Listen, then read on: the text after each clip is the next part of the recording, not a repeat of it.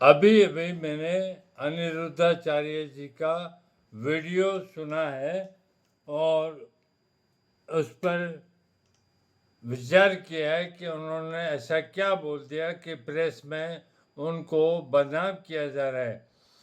तो मैं आपको बता दूं कि इस कलयुग में, घोर कलयुग में, व्यभिचार इतना फैल गया जिसमें पुरुष तो अधिकतर दोषी है ही है और स्त्रियां भी हो गई है। ये कलयुग, घोर कलयुग है। द्वापर युग में भगवान श्री कृष्ण ने गीता में कहा है कि कलयुग में व्यभिचार नाश कर देगा।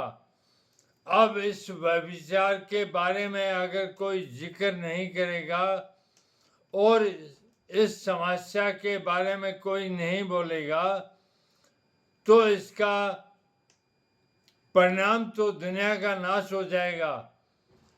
व्यभिचार से वर्ण संकरता फैलेगी। वर्ण संकरता देश और दुनिया के तमाम लोगों को स्वाह कर देगी, नाश कर देगी। तो दुनिया के लोगों को बचाने के लिए, दुनिया की पवित्रता को कायम रखने के लिए अगर कुछ बोला जाए तो वो कोई व्यक्तिगत टिप्पणी नहीं है। धरती के अधिकतर पुरुष तो खराब हो ही चुके हैं और इस कलयुग में स्त्रियां भी इस गलत काम में सम्मिलित हो रही है। तो इन बहन बेटियों को सही मार्ग पर लाने के लिए, जो कि खुलेआम हो रहा है, तो खुलेआम जो पाप हो रहा है उसको खुलेआम बोलकर ही रोका जा सकता है। तो किसी संत पर टिप्पणी करना और उसका मुंह बंद करना, ये तो शुरू से संसार की रीत रही है।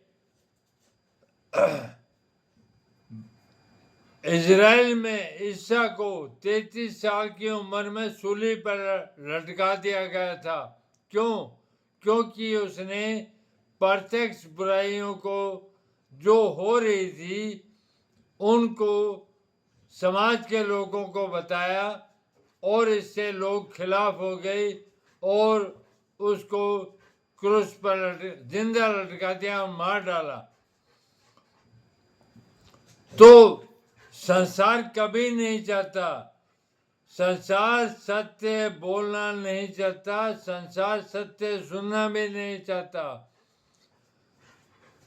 तो इसके हम योगी हैं, संसार के दबाव में कार्य नहीं कर रहे, परमेश्वर के मार्ग पर कार्य कर रहे हैं। और संतों का कार्य है कि समाज को बुराइयों को खोल खोल कर बताए ताकि व्यभिचार का नाश हो और मानवता और स्त्रियों की पवित्रता धरती पर कायम रहे और अच्छे बच्चे धर्म से उत्पन्न हो। यही उद्देश्य है। इस उद्देश्य के गलत अर्थ निकालकर लोग करते अपना फायदा उठाते हैं, प्रेस भी और भी।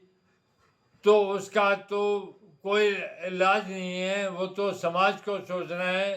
संतों का कार्य तो पवित्र होकर समाज के हित में, कल्याण के लिए कार्य करना होता है।